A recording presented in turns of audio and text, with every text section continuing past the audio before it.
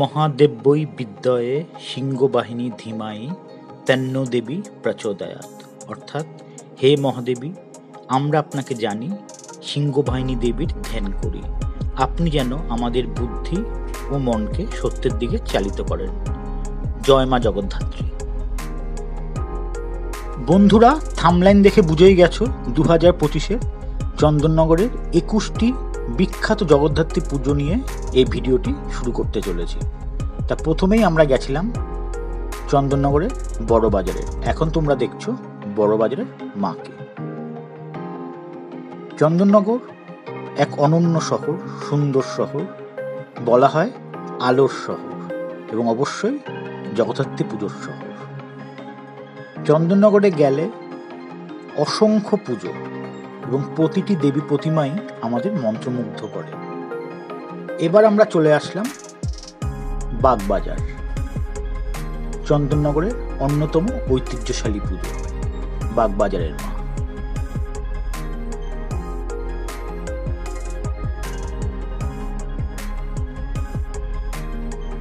বন্ধুরা, এইবার আমি তোমাদের যে পুজোটা দর্শন করাবো, এবার তাদের থিম ভাবনা সত্যি অনন্য। মানবিক সম্পর্ককে তারা তাদের থিম হিসাবে তুলে ধরেছে। আমাদের মানুষের মধ্যে যে সম্পর্ক, তা মাতা পিতার সাথে সন্তানের হোক, ভাই বোনের হোক, বা বন্ধুদের হোক, বা ব্যক্তিগত অন্য কোনো সম্পর্ক, সবই আজকে খুবই প্রশ্নের মুখে দাঁড়িয়ে। সামান্য ভুল বোঝাবুঝি, মান অভিমান নিয়ে সম্পর্কের অবনতি আমরা চারপাশে দেখতে পারি। সেটিকেই থিম করে এই পুজো। আর এই মায়ের রূপ সত্যি অনন্য।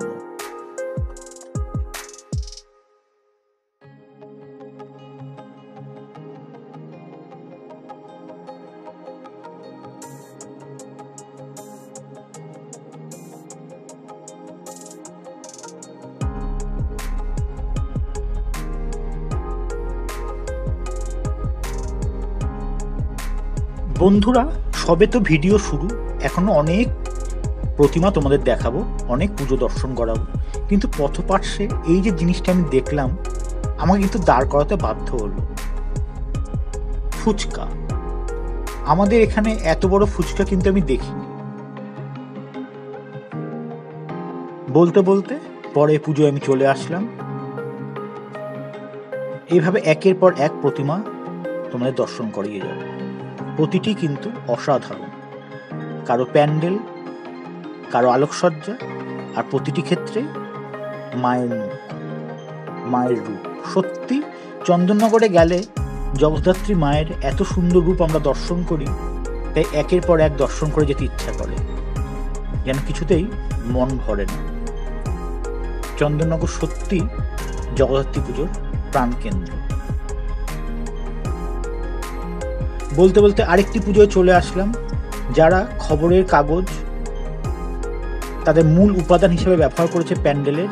এছাড়াও আমাদের পুরনো সাইকেল, পুরনো দিনের অনেক নস্টালজিয়া এই প্যান্ডেলে উপস্থিত। সত্যি আমাদের স্মৃতির সরণিতে নিয়ে গেল এই পুজোটি। দেখো,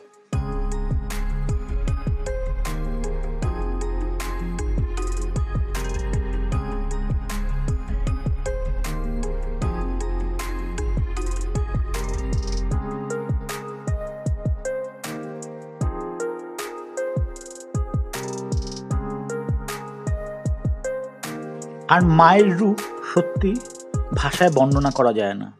চন্দননগর এক একটি পুজোয় দেখলে মনে হয় আগেরটির থেকে বোধহয় এই মায়ের রূপ বেশি ভালো। এটাই কিন্তু চন্দননগরের জগদ্ধাত্রী পূজার বৈশিষ্ট্য। অসাধারণ মায়ের রূপ আমরা দর্শন করতে পারি এবং এক একটি এক এক রকম হয়।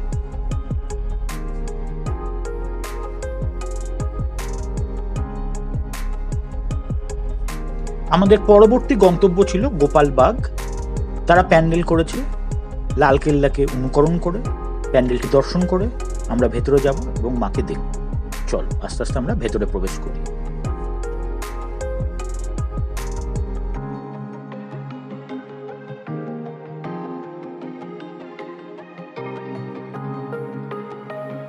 এখানে মা যেন রাজ সিংহাসনে বসে আছেন।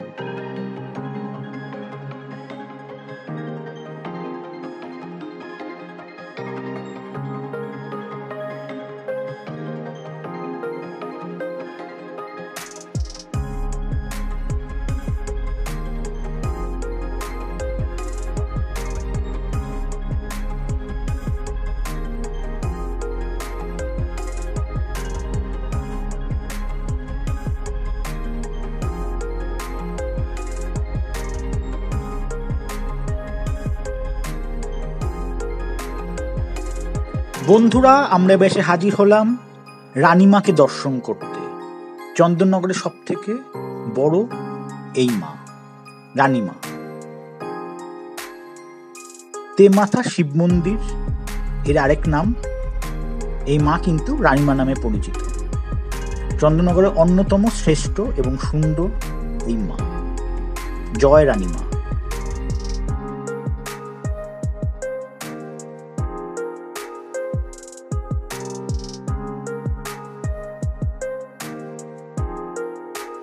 রানীমাকে দেখে বেরিয়ে ঠিক উল্টো দিকের রাস্তা দিয়ে একটু প্রবেশ করলেই কিন্তু আমরা এক অসাধারণ পুজোর সামনে এসে উপস্থিত হলাম। এবছর তাদের প্যান্ডেল, ঠাকুর দুটোই অসাধারণ হয়েছে। প্যান্ডেলের সূক্ষ্ম কাজ দর্শকদের সত্যি খুব ভালো লেগেছে। প্যান্ডেলটা দেখে আস্তে আস্তে আমরা ভেতরে প্রবেশ করব এবং অসাধারণ সুন্দর এক দেবী প্রতিমা দর্শন করব।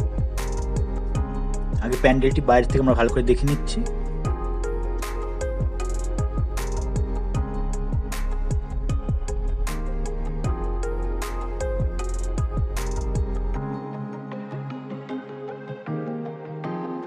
দেখো, মায়ের রূপ দু চোখ ভরে দেখতে ইচ্ছা করবে। একটু আগেই বলেছিলাম এটাই চন্দননগরের বৈশিষ্ট্য। জগত্রী দেবী যে কত রূপে হতে পারেন তা বোধহয় আমরা চন্দননগর গেলে সহজেই দেখতে পাই, উপলব্ধি করতে পারি। মায়ের রূপ সত্যি ভাষায় প্রকাশ করা যায় না, অসাধারণ সুন্দর।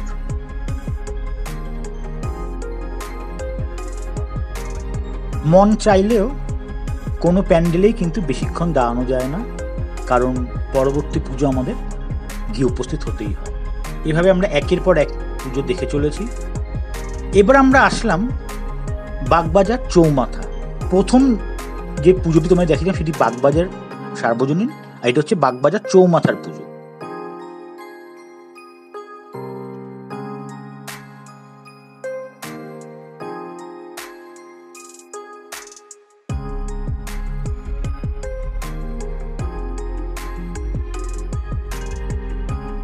বন্ধুরা, আমরা কিন্তু একটির পর একটি অসাধারণ সব পুজো এসে উপস্থিত হচ্ছি এবং যতটা সম্ভব ভালোভাবে তোমাদের দেখানোর চেষ্টা করছি। দেখো, এই মায়ের রূপও অসাধারণ। বন্ধুরা, এবার আমরা আসলাম লক্ষ্মীগঞ্জ বাজারে। এই মা কিন্তু প্রতি বছরই অসাধারণ সুন্দর হয় এবং এই মায়ের রূপ মোটামুটি এরকমই থাকে। লক্ষ্মীগঞ্জ বাজারের এই পুজোটি কিন্তু ব্যক্তিগতভাবে আমার খুব পছন্দের। আর এইবার আমরা আসলাম আদিমার কাছে। চন্দননগরে অনেক পুজো হয়, কিন্তু এই মা কিন্তু চন্দননগরে প্রথম, তাই এর নাম আদিমা। এই মায়ের একটি মন্দির রয়েছে, যে মন্দিরেই পুজো হয়, আদিমার মন্দির। তাকে দেখে আমরা পরবর্তী পুজো এসে হাজির হলাম।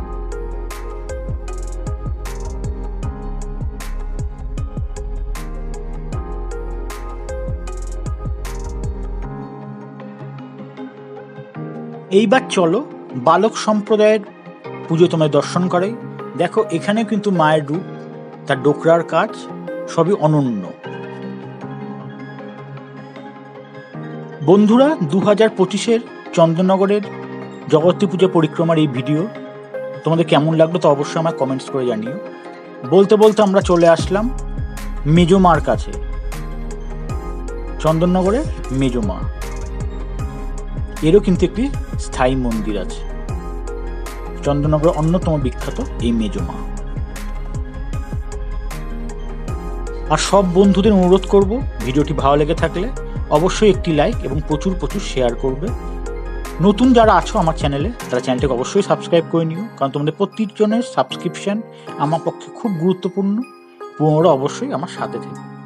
বলতে বলতে আরেকটি অসাধারণ পুজোয় এসে হাজির হলাম।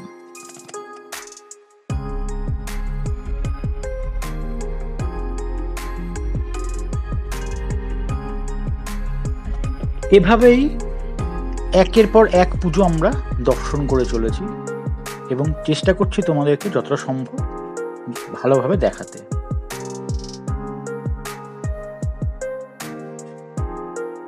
চন্দননগরের মূল আকর্ষণ অবশ্যই মাতৃ প্রতিমা, আলো।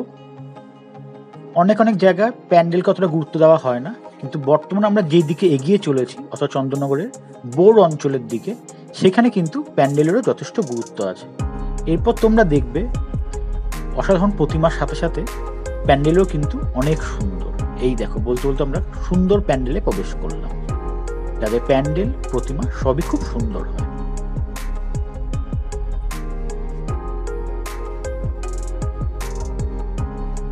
বোর অঞ্চলেরই অন্যতম বিখ্যাত একটি পুজোয় আসলাম। প্রতি বছরই এদের প্যান্ডেল এবং ঠাকুর খুব সুন্দর হয়। এবার বলি, তোমরা যারা চন্দননগরে ঠাকুর দেখতে আগ্রহী তারা কিভাবে এখানে আসবে। চন্দননগর একটি ওয়েল কানেক্টেড জায়গা, বিভিন্ন দিক থেকে এখানে আসা যায়। যারা শিয়ালদা ডিভিশন থেকে আসতে চাও তারা শিয়ালদা মেন লাইনের জগদ্দল বা শ্যামনগর স্টেশনে নেমে টোটো করবে জগদ্দল ঘাট, সেখান থেকে খেয়া পার হয়ে চন্দননগরে প্রবেশ করতে পারো। আবার হাওড়ার লাইন থেকেও চন্দননগর স্টেশনে তোমরা ঢুকতে পারো। যাই হোক, ঠাকুর দেখা শেষ, এবার আস্তে আস্তে আমরা ফেরার পথ ধরছি। তো আশা করি চন্দননগরের 2025-এর এই পূজা পরিক্রমা তোমাদের ভালো লাগলো। অবশ্যই আমায় জানিও। তোমরা ভালো থেকো, হাসি মুখে থেকো, এই কামনার সাথে ভিডিওটি শেষ করছি। নমস্কার।